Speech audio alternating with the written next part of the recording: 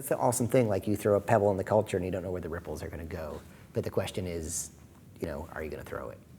And people get so attached to being precious. Like I see a lot of art. Here's some traps I see happen. Bring it. This is I'm taking notes. Yeah, I see a lot of artists get trapped in, they get so much worry about something, they spend so much time. If you spend too much time doing a single, work, let's say, what happens, and not releasing it into the world, what happens is you change, right? So the game is 10 years old now, I think about 10 years old.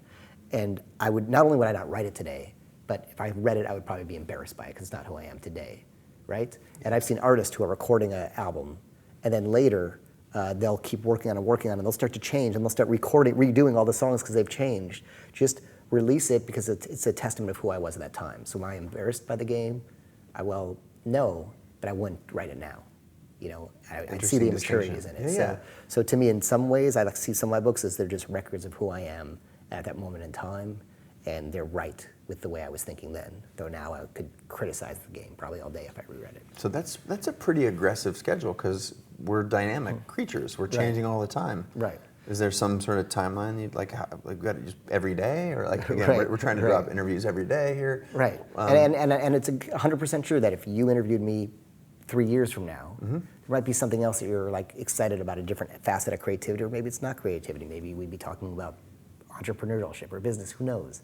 But think about the ways you've changed. You have different demarcation points in your life. But no, the point is to release it before the inspiration, before that inspiration and excitement fades. It can change, it evolves over time.